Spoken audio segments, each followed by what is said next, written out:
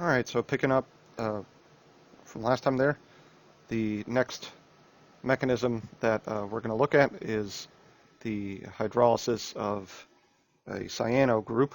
Now, this has let's say, two potential products with it, and kind of this is a key down here. And well, what I mean is, if you take a look in the book, right, they talk about harsh versus mild conditions for hydrolysis. And we mentioned this a little bit in class, talking about different types of acids and workups versus hydrolysis and all this kind of stuff. So it gets a little bit, let's say, convoluted at times. But usually when we start to heat things up under strong acidic conditions, right, we're talking about harsher hydrolysis conditions here. So there are two answers that I accepted. One, let's say, was more correct than the other, although you got most of the credit if you went through at least one of them. But I'll stop and I'll point that out along the way here. But let's take a look at hydrolysis of a cyano group. Now, the thing to point out is that cyanos behave very similarly to carbonyl groups, right? We've talked about this before, right? But that carbon in a cyano right there, right? It's bound through pi bonds to an electronegative atom, so it's going to behave the same way. It's feeling positive, but it needs to be given a good reason to get attacked, right? And we know we're under acidic conditions, so we should know at this point what's the first thing that's going to happen, right? The first thing that's going to happen is, right, the cyano group's going to attack and get protonated, right? Boom, boom, boom, nitrogen picks up a hydrogen. Now, just like with a carbonyl group, you could go through, draw a resonance structure to see that our cyanocarbon there is more positive than it's normally feeling. So it'd be a good practice here to stop and convince yourself that what I'm saying is true. Otherwise, I'm just some voice on the other side of a video, like spouting things that sound somewhat true. But make sure that you guys believe what I'm telling you, right? Go prove it for yourself should be what I say with that. All right. So now that we've made our cyano carbon more positive, now we can bring in a weak nucleophile like water, hit that, pop up a pi bond. That looks, or should look, very similar also. Sorry, this should be in black. Got this, got this, got this. I'm going to draw this as best I can to try and maintain, kind of the orientation of things, I guess.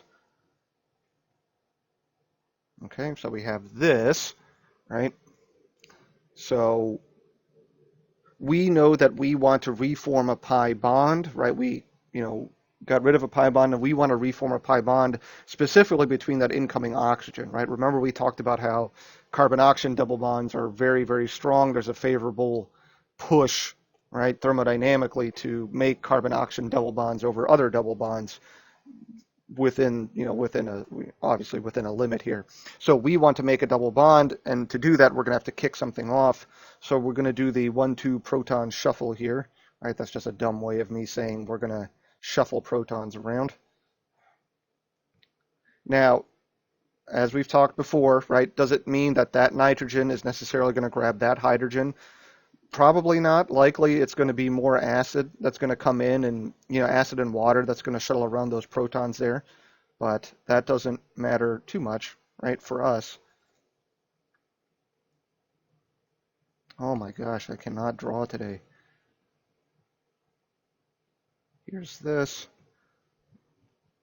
Oops, grabbed a red hydrogen, pardon me. Grabbed a red hydrogen there, positive charge there.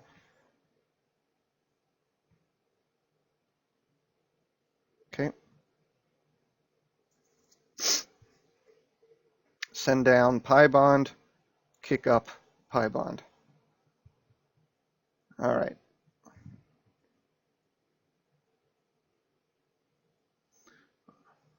Let's see if I can maintain orientation here as much as I can. All right, there's that. To yellow, to red. Okay. And then let's bring in our good old buddy water to clean things up. Okay. All right, so stopping point number 1, right? So stopping point number 1 is here, where we end at an amide. Okay, so under milder conditions, we can hydrolyze a cyano group all the way into an amide. That's pretty good. Okay. But as we start to heat this up and continue to, let's say, boil away, right? Boil away to, under acidic conditions, we can continue to react this, right? We can continue to react this. So this would be a good place to pause. I'm going to erase this here. Okay, computer didn't want to cooperate. I'm going to erase. Oh my goodness. Kind of make me wish I had some editing software. Okay, I'm going to erase that part there and start from and continue with the amide. So pausing, here's a good place to pause, copy it down. All right. So starting from this here. Okay. Now we're back to the same game. Okay, we're back to the same game. Now we have a carbonyl group. It's feeling somewhat positive, but it's an amide, right? It's not as positive, right? Remember the reactivity. Like amides are near the bottom of our reactivity chain for carbonyls, right? They're pretty darn stable, which is a good thing, right? But we're under acidic conditions. Let's acid it up here. And I'm going to reset my colors just because I don't feel like going through and changing colors a million times. So let's assume that we started like that, right? And so we picked up purple hydrogen there. Okay. So now, again, it should be hopefully unnecessary to repeat that once we protonate the oxygen of the carbonyl, right? That makes our carbonyl carbon more susceptible to attack. So here's this. Boom, boom, boom, boom. Okay.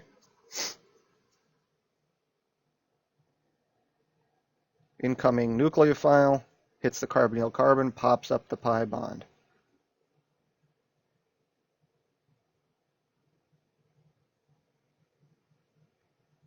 I'm drawing this in a specific way. To, maybe you guys can see what's already going to happen because it's the same story, right? The same story, just repeated, right, in a different way here. We got rid of a carbon-oxygen double bond. We know we need to reform it, but to be able to reform it, we need to make something leave, so we got to prep a good leaving group. Okay. We do the 1-2 proton shuffle there again.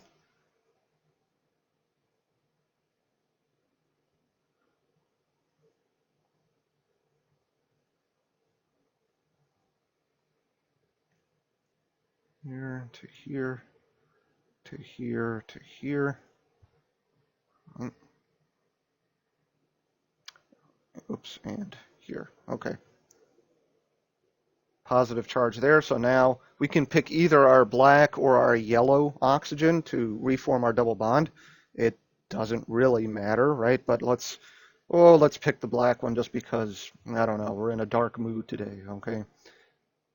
Slam down pi bond, kick off leaving group, okay? So picking it up down here.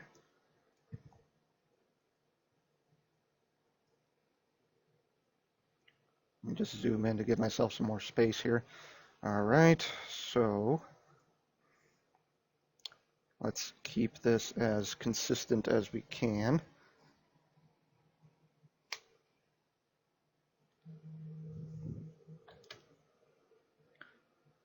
OH, purple hydrogen here, positive charge there. Okay. And we also have the nitrogen.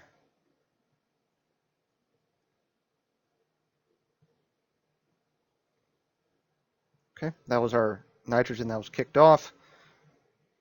Now something's going to pluck that purple hydrogen off, and probably, let's just use our ammonia here to do that.